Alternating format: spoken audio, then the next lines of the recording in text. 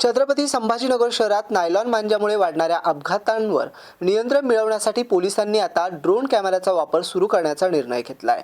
उंचीवर, छतावर, गल्लीबोळात किंवा सार्वजनिक ठिकाणी नायलॉन मांजा वापरणारे किंवा विक्री करणारे व्यक्ती ड्रोनच्या मदतीने शोधले जातील।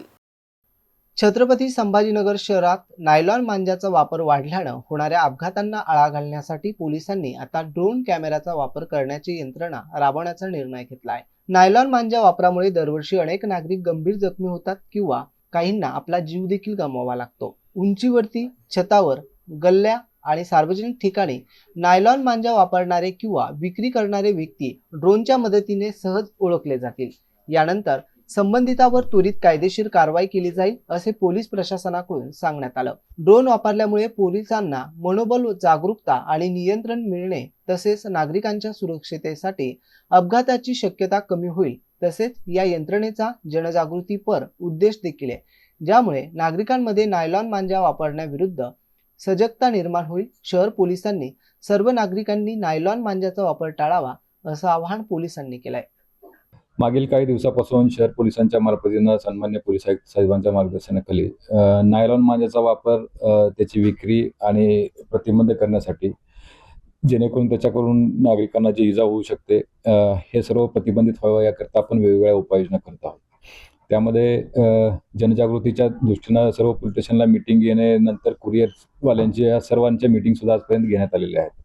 त्याचबरोबर जे नायलॉन मांजाचे विक्रेते आहेत, पुरवठादार आहेत, यांच्यासोबत सुद्धा आजपर्यंत 10 केसेस करण्यात आलेल्या आहेत आणि त्याच्यामध्ये आरोपी अटक करून तपास चालू आहे।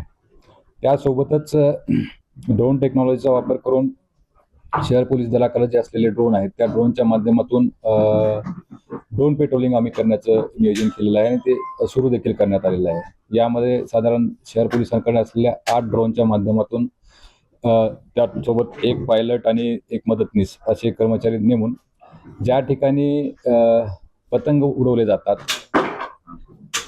अशा सर्व ठिकाणी पेट्रोलिंग करण्यात येत आहे, जेणेकरून हे मॅक्झिमम पतंग कुठं उडवले जातात, त्यासोबत जे नायलॉन मांजा प्रोन एरिया आहेत किंवा जिथं शक्यता आहे अशा ठिकाणी पतंग ड्रोनचा वापर करून पेट्रोलिंग करण्यात येते, जेणेकरून जे फील्डवरचे पोलीस आहेत त्यांनाही काही आपण त्यातून इनपुट देऊ शकतो आणि अशा ठिकाणी जाऊन प्रत्यक्ष चेकिंग करता येते। ड्रोनच्या माध्यमातून आपण ऑडिओ सिस्टीम देखील ऑपरेट केलेली आहे। त्यातून आव्हानही करता येतं, जनजागृती करता येते आणि टेहाणी किंवा पाहणी सुद्धा करता येते। म्हणजे सर्वेलन्स आणि अवेअरनेस ह्या दोन्ही गोष्टी या माध्यमातून आपण करतो आहोत, जेणेकरून हा जो मांजाचा एकंदरीत जो विन्यास आहे त्याला आपण सर्व पातळीवर सर्व दृष्टीनं आपण प्रतिबंध करू शकू। या दृष्टीनं ही एक उपाययोजना हाती घेण्यात आलेली आहे आणि मागील 1 दिवसापासून आम्ही हे सर्व सुरू केलेलं आहे आणि त्या माध्यमातून सायबर टीमच्या माध्यमातून आम्ही हे कोऑर्डिनेट करतोय आणि जेणेकरून याचा उद्देश हाच आहे की ज्या ठिकाणी नायलॉन मांजाचा वापर करून पतंग उडवले जातात ते प्रतिबंध व्हावं, त्यासाठी पेट्रोलिंग राहावं आणि पोलिसांची निगराणी किंवा पेट्रोलिंग सिस्टीम, सर्व्हेलन्स सिस्टीम अधिक बळकट व्हावी या दृष्टीनं ड्रोनचा वापर आम्ही करत आहोत। 8 ड्रोन आणि त्यासोबत एक पायलट, एक मदतनीस, 16 लोक आहेत।